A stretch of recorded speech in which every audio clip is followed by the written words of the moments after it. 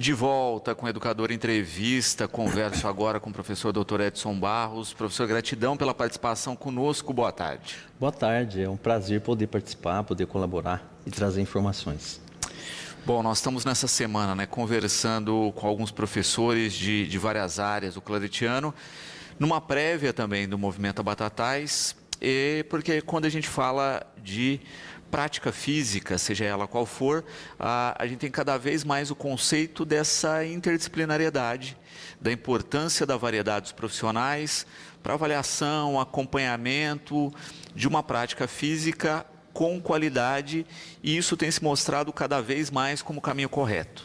Sim, hoje, falando especificamente da fisioterapia, nós temos aí na literatura internacional várias ferramentas de avaliação do atleta. E aqui no caso do Movimento Batatais, nós temos muitas ferramentas de avaliação da pessoa que pratica corrida, né? E esse tipo de avaliação nos traz dados que nos permite orientar esse corredor, né, a realizar algumas correções, digamos assim, no sentido de prevenir, aquelas lesões chatas que acontecem na corrida, que na sua maioria são lesões por esforço, uma lesão pelo esforço repetido. E de fato, na prática esportiva, eu acho que a gente tem dois principais problemas, e é o que o nosso espectador aqui, o Cleiton, coloca, O quanto aí das lesões são por esforço, o quanto é por contato, por choque, porque a gente também tem isso dentro do esporte, não é? Existe um levantamento desses percentuais? Vai depender do esporte, Se você pega, por exemplo, o vôlei, você não tem muito contato. As lesões do basquete, por exemplo, muito comum os entorses de tornozelo, é a principal lesão, principalmente quando ali no garrafão o atleta sobe na bandeja e quando cai pisa no pé do adversário. A gente tem lesões de joelho também no basquete. No futebol, as lesões por contato acontecem, mas em se tratando, por exemplo, de lesões de joelho, hoje a gente tem um grande número de lesões que acontecem sozinha, mas porque o futebol hoje é muito rápido, Então são lesões que acontecem com gestos esportivos muito rápidos. Mas nós podemos ter uma mescla aí, de contato. No caso da corrida, acaba sendo mais mesmo as lesões por esforço, Porque dependendo do KM que o indivíduo faz, ele vai ter uma sobrecarga diferente. E é muito nítido a gente ver isso, quando cita a diversidade dos esportes, porque justamente, você acaba, dentro da característica do esporte, vendo o acúmulo de lesões, Eu via uma matéria recentemente que falava, por exemplo, dos Estados Unidos, dos jogadores de beisebol, que meninada começa a jogar muito cedo e tem muita lesão, de ombro e cotovelo em função de repetidamente ficar arremessando, e que muitas vezes os times lá tinham olheiros no futebol, em outras áreas que não usam muito essas estruturas, para conseguir jogadores sem desgaste, sem lesões dessas áreas.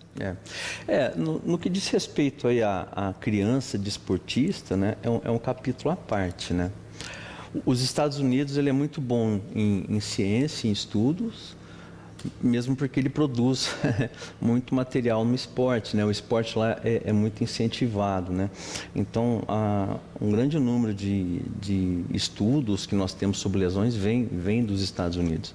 No caso específico do beisebol, o gesto de arremesso, ele é um gesto muito, muito amplo, A articulação do ombro é uma articulação muito móvel, mas ao mesmo tempo a gente fala que ela é uma articulação que não tem tanta estabilidade, e acaba trazendo lesões por repetição. Em se tratando da criança e do adolescente, é um indivíduo em formação ainda, Então nós temos casos de pessoas que têm alterações articulares. Esse esporte em específico que você citou não é tão comum no Brasil, Mas eu já tive a oportunidade de tratar indivíduos com um aumento de mobilidade no ombro que acabava incapacitando aí a atividade no esporte. No caso do jovem, do adolescente, da criança, é importante que ele conheça as várias modalidades que ele quer conhecer, E depois escolher uma um pouquinho mais tardiamente, né? A literatura até cita alguma época ideal para começar algum tipo de esporte. Por exemplo, a natação você pode começar mais cedo, né? Esportes unilaterais, como o tênis, por exemplo, se começa muito cedo, ele pode trazer algumas alterações por ele ser unilateral. Então, é um assunto bem complexo a criança no esporte, viu? E justamente muitas vezes é um cuidado que as famílias não têm, não é? Quer estimular a prática esportiva e muitas vezes a criança adota tal esporte, começa a participar de competições, começa a ter resultado e às vezes não observam isso, né? Olha, é importante ter um acompanhamento profissional, ver como é que está dentro das características desse esporte, né? A possibilidade aí de um desgaste, uma lesão e como evitar isso, né? Porque também tem ferramentas para ou evitar ou pelo menos para conseguir um pouquinho aí segurar os efeitos. O que nós precisamos mais, isso na minha visão profissional, é a maior presença do fisioterapeuta acompanhando essas equipes, né? Acompanhando essa criança e esse adolescente. Porque uma coisa é fato, eles não vão deixar de praticar o esporte, né? Uma vez eu estava atendendo uma atleta da ginástica olímpica, lá da cidade de Ribeirão Preto, e questionei a treinadora, olha, ela está com um volume de treino muito alto. Ela me disse assim, o mundo inteiro treina assim, eu não consigo fazer diferente, né? Então, o que nos resta, né? Nos resta é aplicar as ferramentas de avaliação e de prevenção para evitar, né? Ou diminuir esse risco. Então, assim, é muito importante que aquelas pessoas que trabalham com esporte, né? Os clubes, as academias, as associações, comecem a colocar o fisioterapeuta dentro dessa equipe. Porque o fisioterapeuta no esporte, ele atua em 3 momentos, vamos dizer assim, né? Na prevenção, o antes, atua no durante a competição, ajudando no atendimento e no após, fazendo a reabilitação, né? E a criança, por exemplo, principalmente meninos, né? Aqueles meninos que crescem muito rapidamente, muitas vezes eles têm o que nós chamamos de encurtamentos musculares, né? Que podem ser fatores que predispõem a algumas lesões. Então, a presença do fisioterapeuta é muito importante, né? Nós já estamos aí com o campo bem ocupado, mas eu percebo que tem muito lugar para a gente trabalhar ainda. E justamente, não é, o Caio, aqui, nosso espectador, coloca isso, não é, que muitas vezes a gente vê, né, no esporte o sujeito ser vencido pelo adversário, algumas vezes ele é vencido por ele mesmo, né, no sentido de não se dedicar e etc. Mas o mais triste é ver o sujeito que tem potencial e é vencido pela lesão, né? Quantos atletas bons se perderam por lesões? Sim, e infelizmente, eu já tive momentos em que eu acompanhei isso, né? E mais uma vez eu friso, o profissional da saúde, especialista no esporte, ele é muito importante, né? Desde o médico especialista no esporte, o fisioterapeuta especialista no esporte, que ele vai ter a visão do todo, né? Da vida do atleta que está iniciando, pensando no futuro dele e pensando nessa continuidade. Porque o imediatismo atrapalha, né?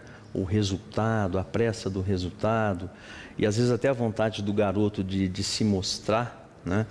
Mas a gente precisa aí de profissionais especialistas na área para poder trabalhar junto desses meninos e dessas equipes.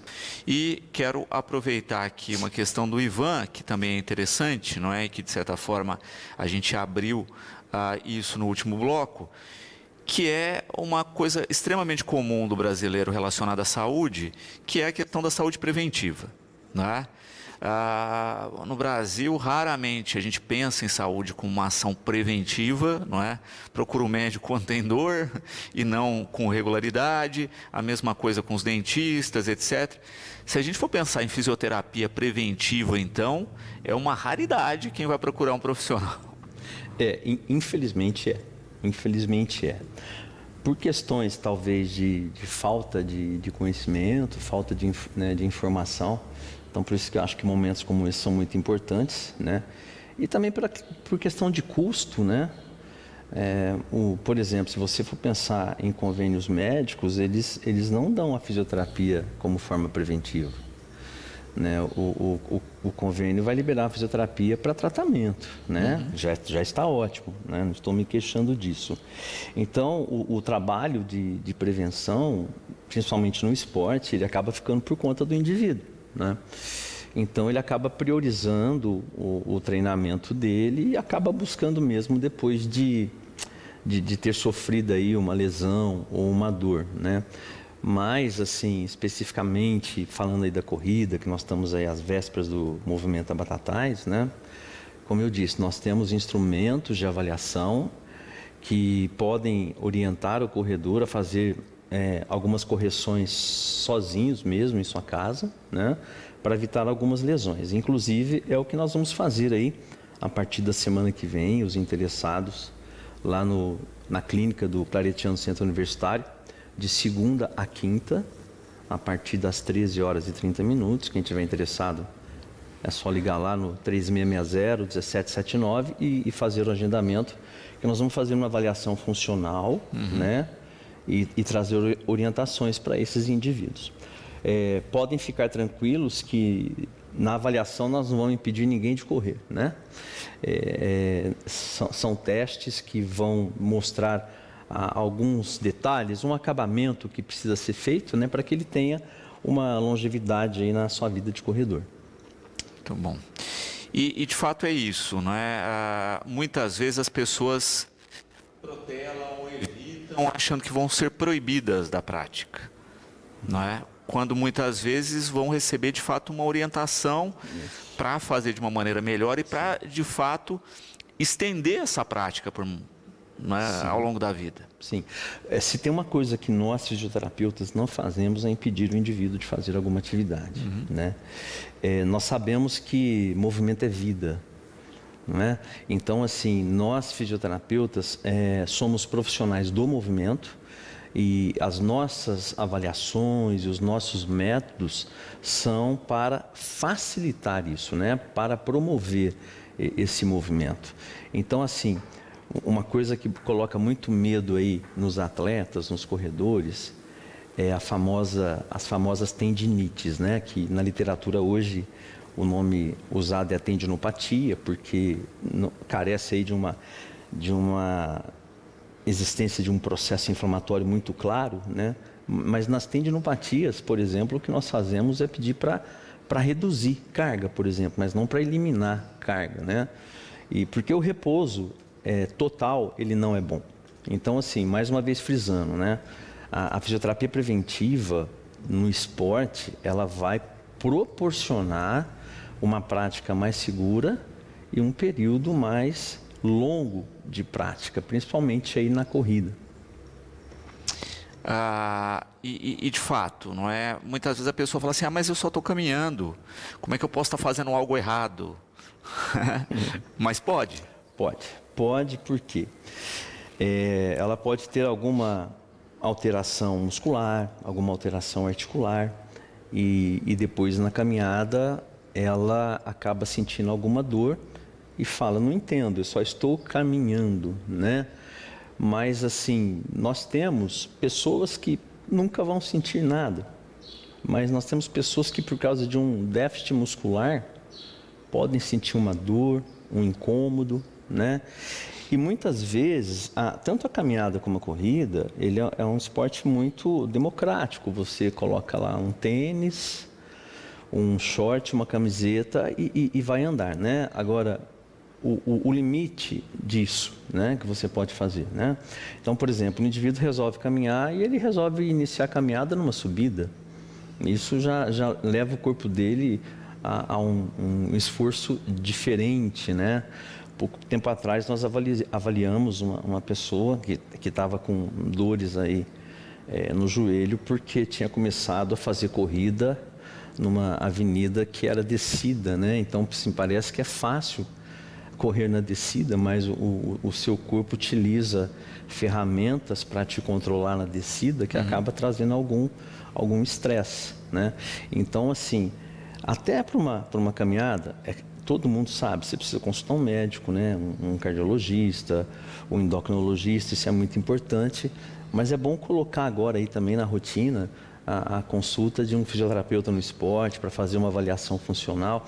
Isso não significa que você fazendo essa avaliação funcional, você vai ficar preso na clínica de fisioterapia fazendo tratamento, né? Nós temos métodos aí de orientações que o indivíduo faz e fazemos acompanhamentos periódicos. Perfeito. E a pergunta que a Juliana coloca aqui, não é, nessa questão, né? Olha, com uma avaliação, não é?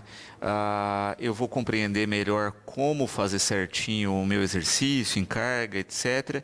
E ela pergunta se vocês orientam também com relação ao aparato, né? Tênis, etc. Porque isso também faz toda a diferença. Então, sobre a carga, né?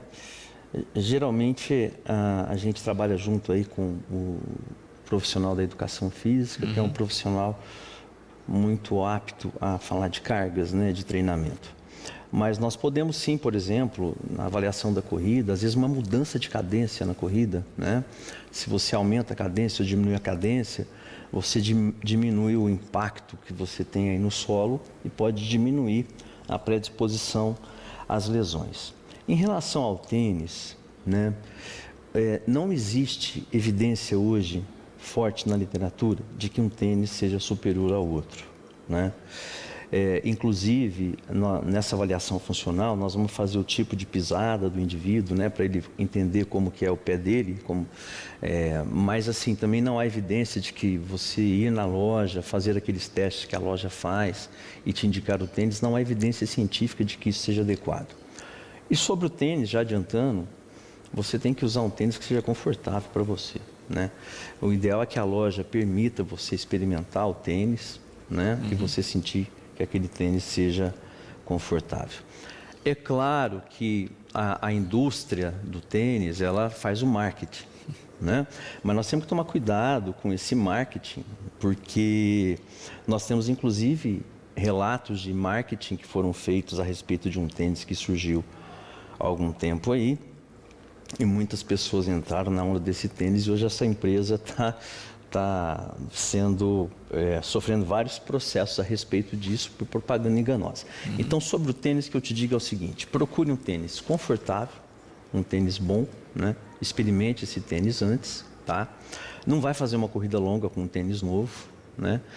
E assim, nem sempre o tênis mais caro vai ser o melhor para você. E de fato também isso, né? Você tem que, entre aspas, amaciar o calçado, né, para a prática. É assim, você compra, por exemplo, vai ter o movimento da Batatais, né? Não é ideal que você compre um tênis no sábado e vá correr com ele no domingo, né? Ele pode te machucar, pode te apertar um pouquinho, né? Então, assim, é melhor, aquele tênis que você está treinando, né? Pode ser o mais adequado para você fazer aquela prova, né? Sobre tênis, tem uma história recente que uma empresa lançou um tênis que dentro da borracha dele tinha uma placa de fibra de carbono, né? E essa placa, com contato no chão, devolve energia, né? E teve um corredor que bateu um recorde usando esse tênis, né? Só que era só uma fabricante que tem esse tênis e os outros atletas se sentiram prejudicados, né? E tem até um fato curioso que um atleta que era patrocinado por uma outra marca, ele comprou um tênis daquela marca, pintou o tênis disfarçando como se fosse da outra marca, mas ele foi pego na corrida porque na passada a sola do tênis apareceu, então fotografaram que ele estava correndo com o tênis da concorrente, né? Aí o pessoal começou a questionar, né? Seria isso uma forma de doping, né?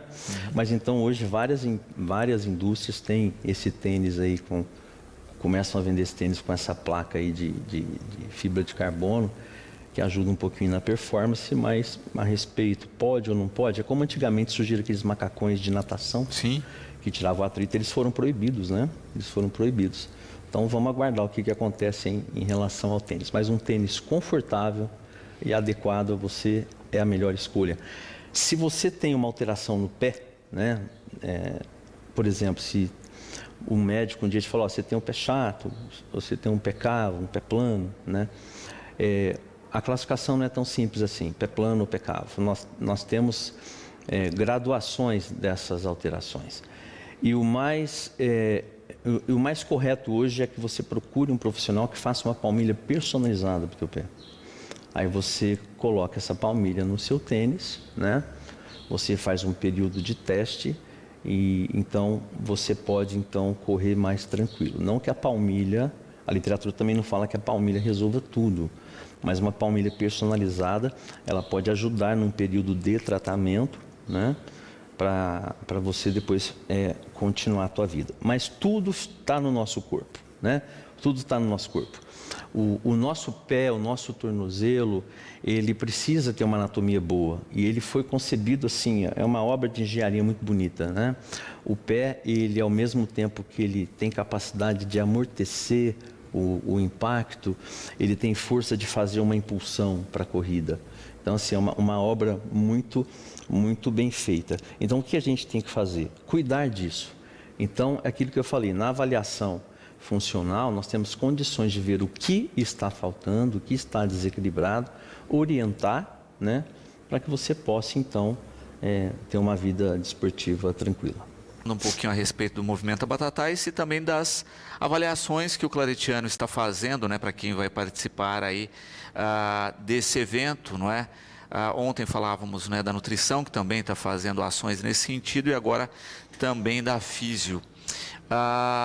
Karina, não é, colocando uma questão importante aqui, não é, que a respeito do campo da fisioterapia, que é também gigantesco, né? Às vezes as pessoas olham por um prisma, mas ela estava colocando isso, né? A gente citou aqui natação no início, ela estava falando de ferramentas como hidroginástica, né? Como todas as outras estruturas que percorrem a físio aí, que às vezes as pessoas nem observam enquanto fisioterapia, né? Como uma ecoterapia, como um pilates, enfim.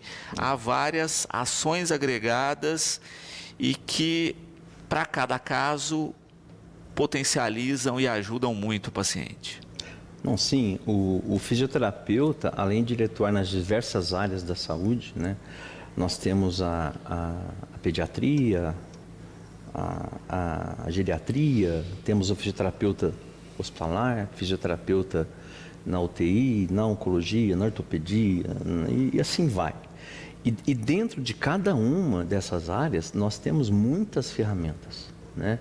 E o mais interessante é que a fisioterapia cresceu muito como ciência, né? Nós temos uma base de dados mundial, onde estão catalogados mais de 50 mil artigos, né? E é interessante, eu fiz um levantamento de 1986 até 2022, o crescimento exponencial, né, do estudo na área da fisioterapia. Então, como a Karina disse, nós temos muitas ferramentas e muitos estudos que mostram como essas ferramentas podem ajudar em cada condição, né? Então, assim, o Pilates, ele é bom, sim, para algumas condições. A hidro é boa, sim, para algumas condições. O bonito da fisioterapia é que nós temos condições de atender indivíduos diferentes, com problemas diferentes, né? Com ferramentas eficazes. Exato, não é? E é interessante isso, né? Porque esse leque vai acabar se possibilitando aí se encaixar na condição de cada um, no perfil de cada um desses pacientes. E é bacana também isso, né? Ver essa gama de ferramentas que às vezes ajudam até na própria rotina. Às vezes o paciente não se adequa, né, com uma linha dessas, mas existe a outra, então, né, existem caminhos, e isso é interessante também destacar. Não, perfeita a sua colocação, né? Não adianta eu falar para o meu paciente, olha, você vai fazer isso que é bom, né? Se o paciente não tem aceitação por aquilo. Então, esse ponto é fundamental, né? Que nós tratamos, né? Que nós cuidamos, que é o conhecimento que o profissional tem, mas a preferência do paciente, né? Não adianta eu te falar, não, eu vou te tratar com acupuntura. Você fala, eu tenho medo de agulha, eu não vou te tratar com acupuntura, né? Nós temos outras ferramentas que podem ser usadas. Ah, eu vou te tratar na piscina, eu tenho medo de água. Então, assim, isso que você tocou é muito importante, né? Que é a preferência do sujeito, né? Do paciente. E importante também esse diálogo com o profissional, não é? No sentido, olha, esse caminho para mim é difícil, não tem outro, né? A gente vê que muitas vezes o sujeito desiste sem ter o diálogo, ou para sem ter o diálogo, né? E acaba tendo prejuízos aí, sem descobrir que existem outras possibilidades. Isso é importante também, porque nós, enquanto profissionais, né, não temos que ser tão cartesianos, vamos dizer assim, né? Temos que nos adequar à preferência e à condição do paciente, inclusive financeira, né? Vamos supor, eu faço uma proposta para um atleta ou para um paciente, você precisa vir aqui 3 vezes por semana e o custo é tal, né? Ele fala, não consigo vir 3 vezes por semana, né? Assim, do ponto de vista profissional, é muito... Não, então, peraí, vamos adequar isso, né? Nós vamos fazer uma orientação. Hoje nós temos aí o teleatendimento, que pode ser adequado também, né? E a preferência do paciente. Então, clínicas trabalham dessa maneira, né? Onde o indivíduo vai lá, ele é orientado, depois é feito um acompanhamento, ou pela videoterapia, ou em retornos com um período maior de intervalo. Mas em relação ao tipo de terapia que está sendo utilizada também, nós temos aí escalas em que nós aplicamos ao paciente para ver se ele tem medo de exercício, para você ter uma ideia, né? O paciente está com dor e você quer propor para ele um exercício. Aí você aplica uma escala, a escala te mostra, esse indivíduo tem medo do exercício, né? Porque ele acha que o exercício vai provocar dor. Então, cabe a nós aí um caminho de diálogo com esse paciente, porque ali quem é o que mais entende é o fisioterapeuta, então ele tem que ser o indivíduo diferente para poder entender, né? Nós falamos muito hoje do modelo biopsicossocial, em que nós nos preocupamos muito com o comportamento emocional desse indivíduo diante da lesão que ele teve, diante da patologia que ele tem e diante do tratamento que eu tenho que fazer. E isso também, de certa forma, cai naquilo que falávamos no início, não é? Da pessoa não pensar a fisioterapia como um preventivo, de chegar lá já com alguma complicação e muitas vezes no extremo, né? O sujeito chega travado, ou etc. Né?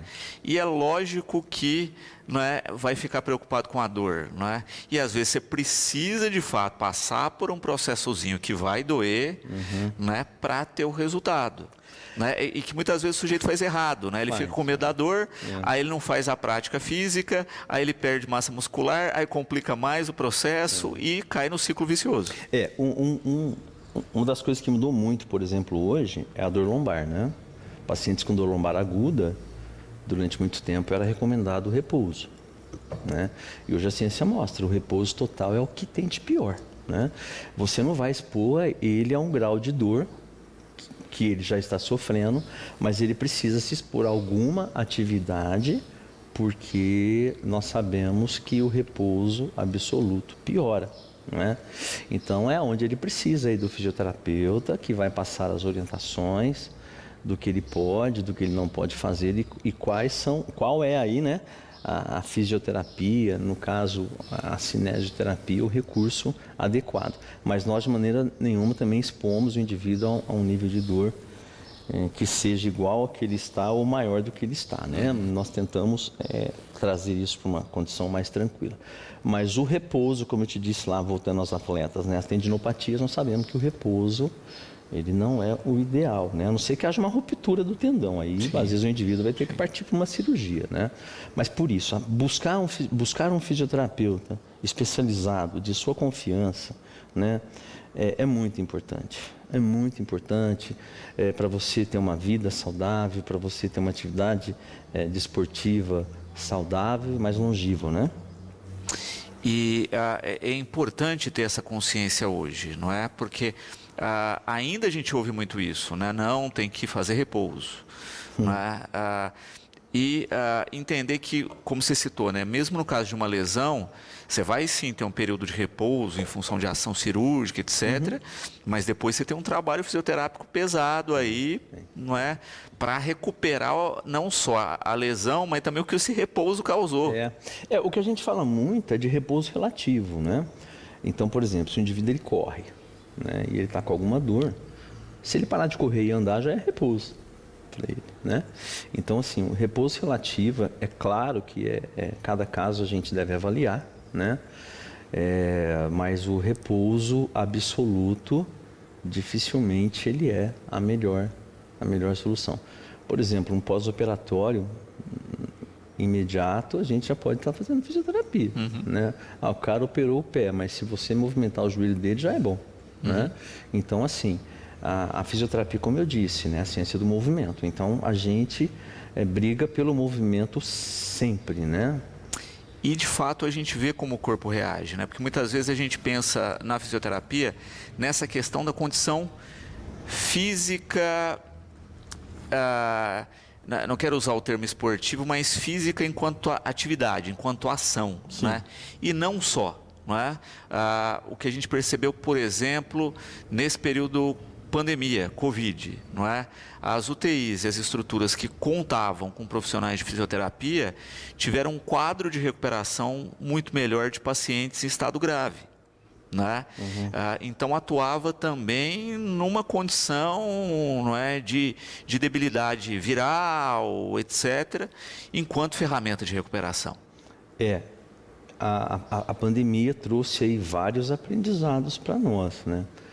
Mas em relação ao movimento, hoje dentro das UTIs, o que se faz é a reabilitação precoce, mobilização precoce do paciente crítico, né?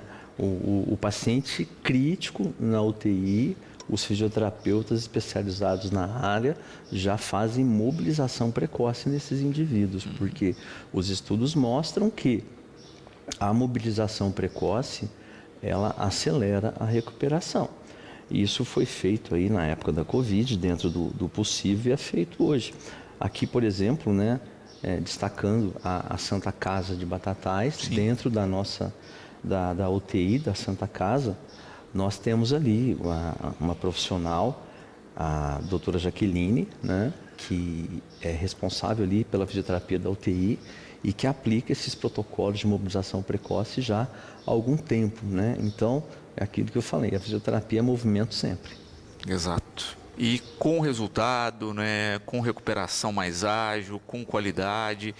Então, de fato, né, é uma ferramenta indispensável e que eu repito, não é, as pessoas deveriam colocar mais na sua rotina preventiva, né? Procurar uma avaliação. E quero aproveitar a pergunta aqui da Leonor. A gente citou a questão, não é, da pisada, do pé, dessa avaliação. Ela coloca, né, no passado era muito comum essa avaliação, até indicação de botinhas ortopédicas para as crianças e tal. Ela coloca como é que está isso hoje. E no caso do sujeito que já é adulto e que não passou por essa avaliação na infância, né? Ainda existe possibilidade de correção, ainda é interessante passar por um profissional e ver opções aí? A questão da bota, hoje ela é bem menos usada, né? E talvez nem usada mais, né? Mas porque a criança, a gente precisa de um período de acompanhamento em que a gente sabe que essas alterações vão se corrigir, né? Se ela atinge um período aí mais próximo daquele estirão de crescimento em que essas deformidades ainda se mantêm, nós podemos usar as órteses que eu falo, que são as palmilhas, não no sentido de corrigir, porque a palmilha não tem a ação de corrigir, né? A palmilha, ela sustenta durante o uso. Ela compensa aquele... Sim, sustenta durante o uso. E isso você vai mudando ali ações musculares, né? Esse indivíduo vai fazendo tratamentos e você pode aí ter um bom resultado. Mesmo se você não tem uma correção total da deformidade, você tem algo mais funcional. No caso do adulto, ele pode sim fazer a avaliação, né? E nessa avaliação a gente observa a necessidade dessa órtese, dessa palmilha, que pode ser usada num calçado normal, ou simplesmente de exercícios corretivos, que é o que a gente prioriza. Nós priorizamos sempre pelo movimento, mas vamos supor que você tem aí um indivíduo que tem uma alteração no pé e ele está naquele momento com uma dor na planta do pé, a famosa fascite plantar, né? A fasciopatia plantar, e naquele momento de dor ele pode usar sim uma órtese até que a gente resolva isso, e depois com exercícios a gente pode melhorar, né? Agora é importante, já que se tocou o assunto pé, né? Se você tem dor no joelho, se você tem dor no quadril, a gente também avalia o pé. A gente sabe que o pé é a base, né? Então, se você tem uma base boa, o restante funciona bem. Mas eu quero frisar, as órteses, as palmilhas são muito boas, são importantes num determinado momento da reabilitação, né? E devem ser feitas de maneira individualizada. E de novo essa questão, né? Por isso que é importante, olha, hoje eu tenho um incômodo com essa questão, né? Então já procure, porque o incômodo vai virar uma pequena dor e que vai se ampliar, porque muitas vezes as pessoas não se dão conta disso, né? Um probleminha simples, ele vai gerando uma comorbidade, ele vai se ampliando com o tempo, ele não vai se resolver sozinho com o tempo. Não vai. Não vai, a não ser que haja uma grande adaptação, né?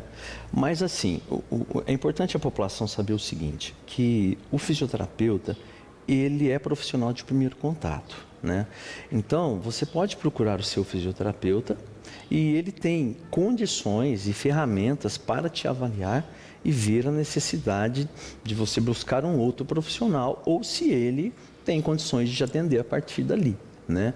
E, então, assim, você não precisa ter essa morosidade dos encaminhamentos.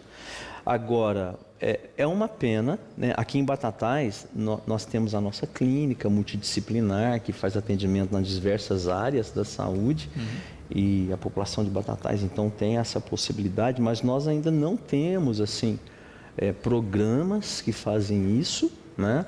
E, de maneira particular, acaba sendo caro para a população, né?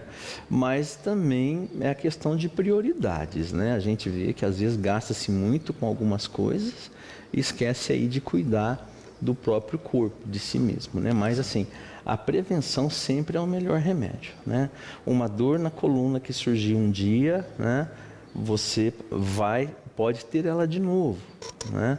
Então, assim, é importante, procure um profissional, um fisioterapeuta de sua confiança, né? Faça uma avaliação funcional, que tudo vai ficar bem. Muito bom. Professor, reforçando então o funcionamento das ações realizadas ao Movimenta na próxima semana. Sim, a partir de hoje, o pessoal já pode ligar lá, né? Especificamente fala com a Elaine, que é a responsável pelos agendamentos, no 3660-1779, e ela vai fazer os agendamentos, as avaliações que começam na semana que vem. Segunda-feira, a partir das 13h30, e a partir das 19h30, e esse mesmo horário se mantém até quinta-feira, né? Então, assim, as vagas não vão ser tão grandes, né?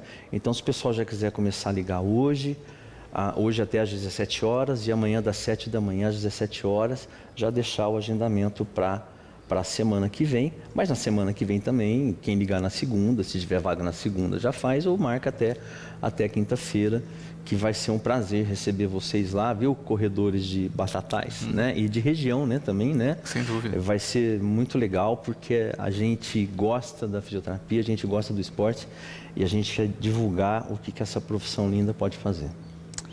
Professor, quero agradecer imensamente a participação, deixar sempre o espaço aqui à disposição.